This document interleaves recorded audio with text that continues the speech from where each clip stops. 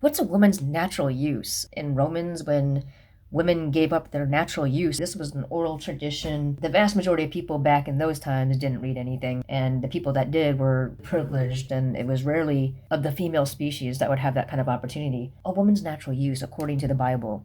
See, we need to understand their culture. They were an agrarian culture. Men were the doers and women were the passive. They didn't understand modern biology. We didn't even know, I think it was like in the maybe mid to late 1800s, we didn't know that there was a such thing as an egg that a woman had actually contributed 50% of her stuff.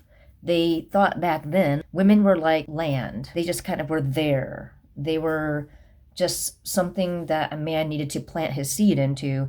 All of the stuff that makes a human was in a man's seed. That's what they truly, literally believed. Man had the agency, man acted, while as woman, her natural use was to basically just be an incubator for man's seed. Inferior. Women were not made in the image of God. That was literally something that was disputed. Women were considered by some great historians and philosophers to be less than human, subhuman. A woman's natural use. The people that were reading the Bible, writing the Bible, retelling stories from the Bible that we read in modern English today and don't really understand the context. A woman's natural use was to be a passive receptacle. That is literally what they thought. Women were just weak. Women were weak-willed. They had weak moral substance. And so when they accuse men of being effeminate, they're not accusing men of dressing up as women or impersonating women as we think of it today. When they say that a man was being effeminate, they're saying that a man was acting like a woman. His moral character was just so low. They considered men who couldn't satiate their lusts with natural procreative sex with a woman, be in a position of a woman. For a man to be penetrated by another man was, or anyone, to be in that position was very, very degrading, because women were fundamentally so much more inferior than men. Men were in the image of God, and women were just things. They were practically objects. They were property.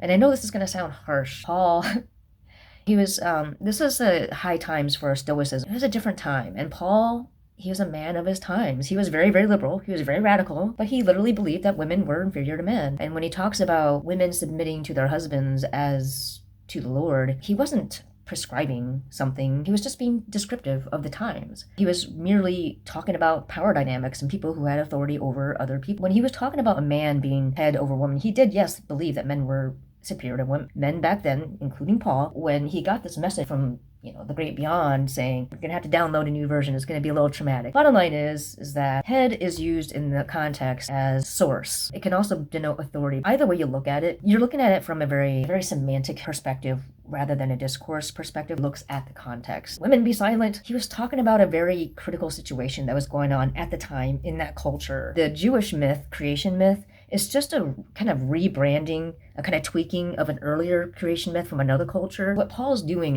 in the New Testament is basically he's saying men and women are equal in some way. He was basically describing people who had power or authority over other people. People who want to repeat that and live that way today, if that's your impression of living out the gospel, when people say things that are just fundamentally wrong and just off base, difficult to unsee it. The kind of stories that they told, their oral tradition, they're retelling things over and over and over again, and everyone gets it. Family reunion, everyone just kind of knows all the inside jokes. Whereas us, today, we are not an agrarian culture. We do not think that women are fundamentally inferior to men, but there's a pretty hefty percentage of people in the world that still believe that women are fundamentally inferior to men, which is kind of disturbing. Conservative Christians that think that men have authority over women. What you were saying is men should have more freedom, opportunities, liberties than women.